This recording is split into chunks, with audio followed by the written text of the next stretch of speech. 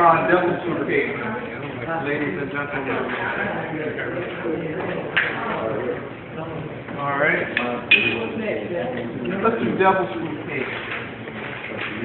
We'll do that really nice.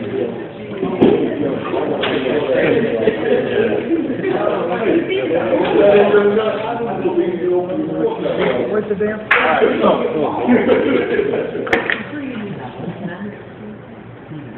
Hey, all you gotta do is remember, call me.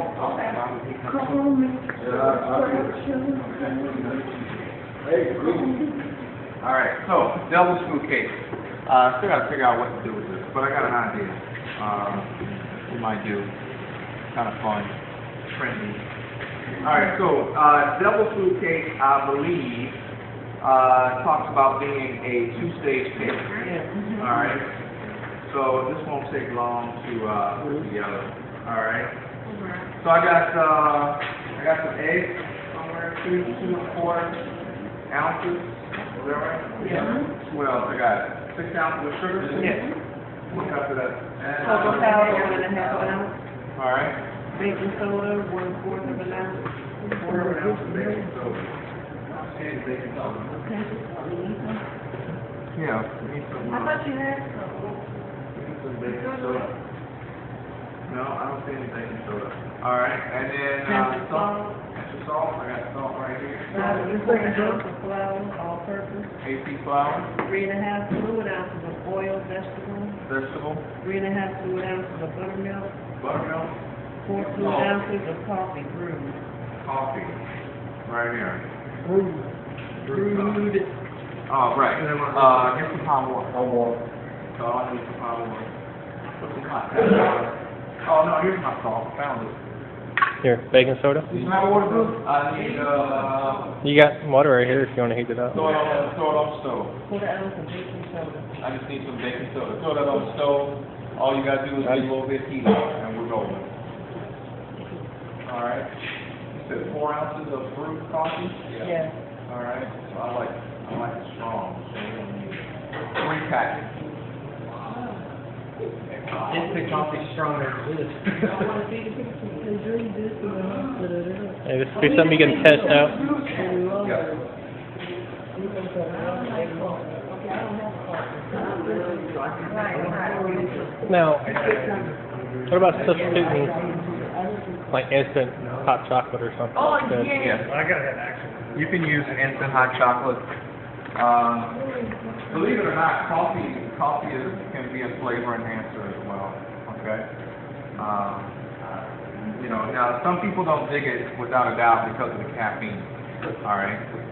So you always want to try and use some caffeine. Baking soda. Thank you so much. All right. So how much baking soda? 1/4 of an ounce. You already did it. Cool. All right. All right. Brad. All you gotta do is just put a little bit of heat on it. All right, so my pinch of salt. I'm gonna put my pinch of salt on top of my AP flour. Hot. Hot coming down. Go ahead, set it down. All right.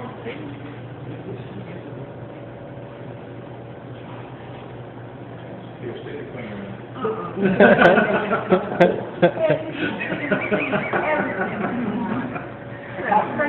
It's like, do we look like we're friends? She was about to do it, she realized the situation.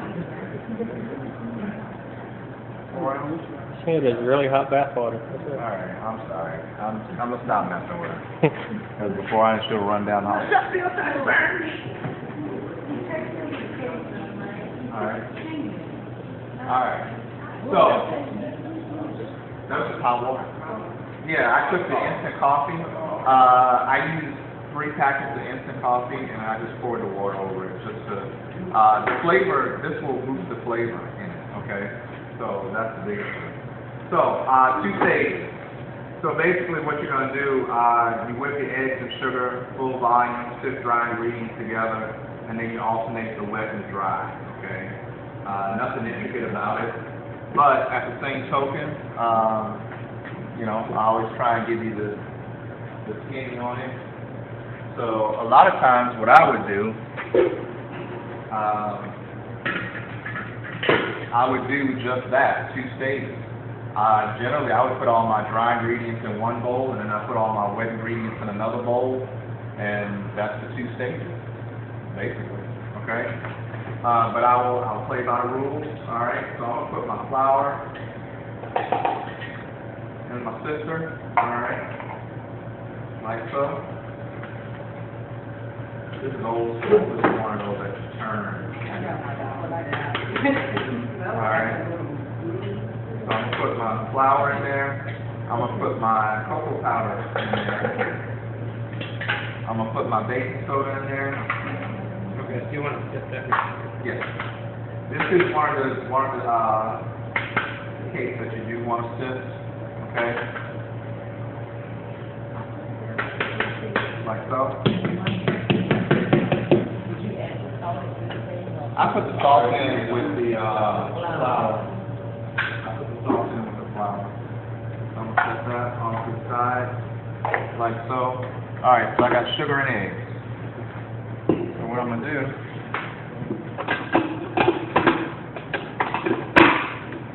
All right, and 1 whisk.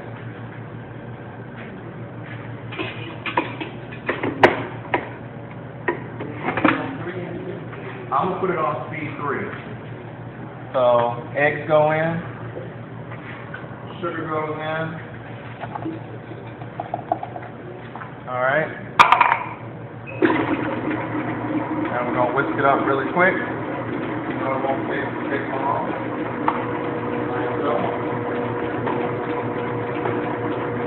Got all my dry ingredients here. So now what I'll do, I'll tell you what.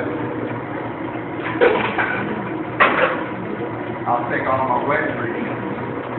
I'll take my oil, my buttermilk. Delicious. Stir that up.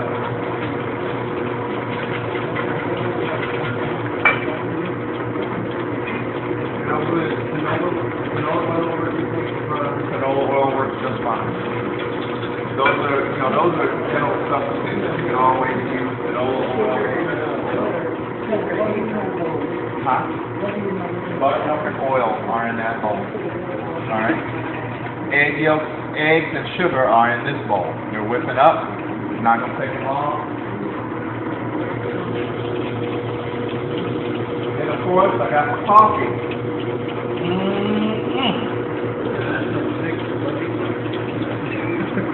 I got a little bit left, a little bit on the bottom there. I'm going to go ahead and have a little bit more.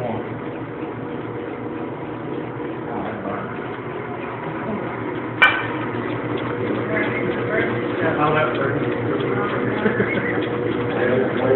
Suck it up, man. Gotta suck it up. Alright, so that's all my liquid ingredients. Here are all my dry ingredients. Egg yolks and sugar in the bowl, whipped up to, about ready to stage.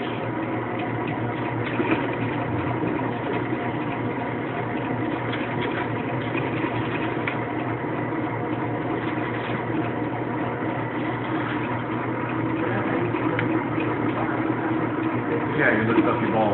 Now, don't get carried away and lift the bowl up too far and the whole thing comes off, which I've seen happen.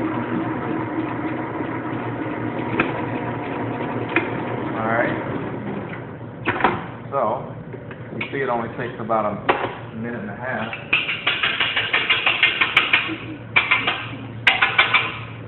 Alright. So now, once again, light, creamy texture. Alright, which is what you want. Alright. So now, we begin folding once again. So now, just my 2 cents. It doesn't matter what you start with, wet or dry. I've had some chefs say that they start with dry and finish with wet. It doesn't matter. Okay. So, a little bit of dry ingredients go in.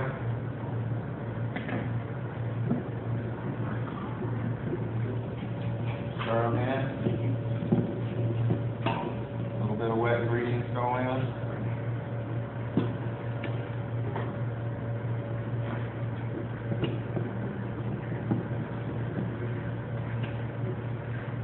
get around your sides, make sure you get around your bottom. Alright, once again. Dry ingredients. You didn't mix up the dry ingredients, you just let them in. Yeah. The biggest thing, I put the baking soda in the middle.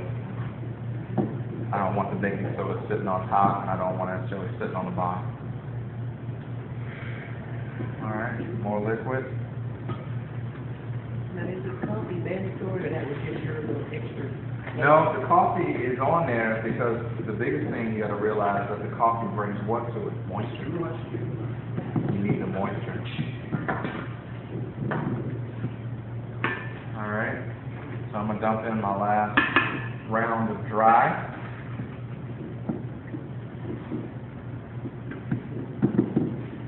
Alright, and I'm gonna dump in my last round of wet, make sure everything comes out of the bowl.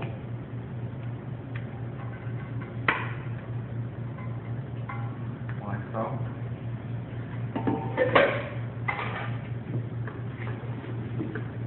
You fold this into? I'm actually stirring. I'm actually stirring it all.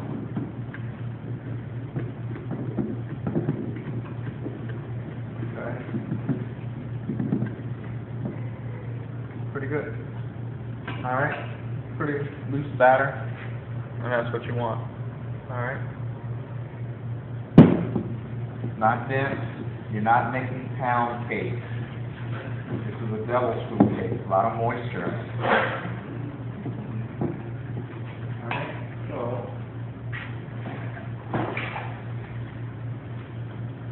Like to check, make sure. Pretty good. The coffee flavor is there. Alright. So, next aspect. Spray.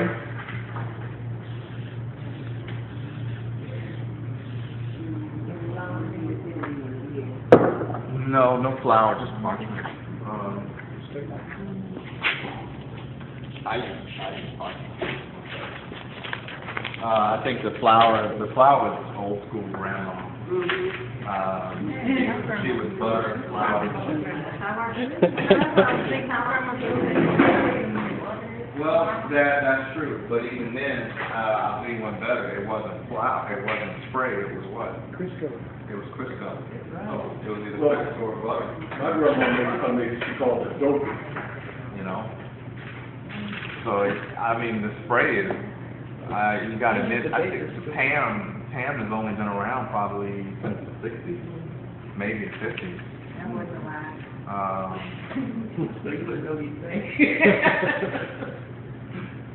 All right. So a lot of times, Choice, you got the flour in it. Maker's Choice at the time. Very true. All right. So a lot of times, what I'll do. And you all can do this tomorrow as well. You can use an entire, all of you can use one sheet of parchment for the entire class. Alright? Kind of like making the paper cones. I use that one piece of parchment and that'll cover everybody's cake pan. Alright? And you won't waste any of it. Alright? That is big enough to cover the bottom of the cake pan. Alright? It does not have to be 100% round like you may think. And you won't waste any of the paper. Alright? Yes? Since you're already spraying non-stick in, what's the purpose of the parchment and Security. just in case? Just in case. Why does the cake stick in the pan even after it comes out of the oven? A lot of times, it's in all ice, it's temperature. You have to let the cake cool down before you pop it out, right? So the whole notion behind it is that the actual pan spray is now setting up in the pan. All right. So a lot of times when you see us pop pans out, what do? We pop them out, we turn them over, and then we get the torch to heat up the spray so it'll loosen up and drop off the bottom. Okay. the thing about it is you also run the risk is if you don't have that parchment in there, the cake, the bottom of the cake will still stick to the pan, and you'll lose some of the cake on the bottom of the pan. Less chance of splitting, cracking, if you have the parchment on the bottom as well. Okay? Would the type of cake like a pound cake, you know, it forms its own thick crust. Yes. So you would use parchment. It depends. I can honestly say I've always used parchment in the bottom of all the cakes, all my cakes. Except decorative. Oh, when they have the design on the bottom, yeah. Generally, though, those cakes, those pans are supposed to be non-stick pans. They're supposed to. Okay. I'll do you one better. In the country club, we make corn muffins. We make jalapeno cheddar corn muffins. With the muffin tins, we spray them heavily so that we don't have to put the paper on. The members don't like the paper on the corn muffin. So we end up spraying heavily so that when they come out, they'll just drop out. I'm not against it, you know, hey, it's not my, but I can tell you from a culinary standpoint, I can taste the spray. I can taste it. Even still. The whole notion that, you know, okay, so now, okay, that's a valid point. I like that. That's thinking. Now, here's the thing. I got to turn the tables on you. Now we're going to talk chemistry. Years and years of me spraying that butter flavor on those aluminum tins, because that's what they are. They're aluminum. Going into that 350-degree oven, oxidizing, you know, they come out, you taste them. For the most part, you taste corn muffin, jalapeno, cheddar cheese, whatever. But after a while, you know, you focus on it. You know, you start to eat it every time it comes out, you'll start to say, something doesn't taste right. It's oxidation. And then, of course, you got to send it through the dish pit, and the dish guy to take what? Their scouring pad, and then they start to take off what? All the aluminum, the non. So now, where you at? Because it's not a pleasant smell anyway. Absolutely. Let's go to silicone. Come on down. I like you. All right. So at $100 a sheet, I got about 2,500 members. Thanksgiving Day, we're gonna do about 1,000. So I'm gonna easily need how many sheets? 10 sheets. Can I have $1,000 for silicone? Would they take it themselves in the long run? They sure would. But are you gonna give me $1,000? All right, so let's go back to the aluminum. See, that's my job. My job is to have an answer, and I trust me. Country club, money is endless, but I don't have 10 muffin molds in my bake shop. I got 2, and even that was a stretch. So, you know, a lot of times I'll be the first one to tell you, ladies and gentlemen, I have no problem telling you. Being in a country club hotel is kind of cool or whatever, but I have no problem telling you that a lot of the stuff in the bake shop is mine. Came out of my garage. So when I go, it's just so you know. Now, didn't they kind of filter some new pans for you, like maybe easier to Sure. They will. Yeah, I mean, at the beginning of the year, you know, we do the budget, and they'll ask me, hey, you know, how much do you want this year to spend on toys and that kind of thing, and I'll throw a number out. I always throw out a number larger than what I actually need, because then I can guarantee that I'll get at least 75% of it. But a lot of my stuff, I did it in the hotel. Yeah, you have to be careful about what you buy, because that's just it. Once your budget is gone, it's gone. So, you know, I work with a girl now who's learning all of that from me.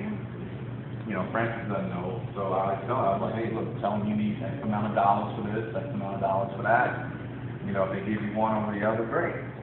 So she's in a win-win situation.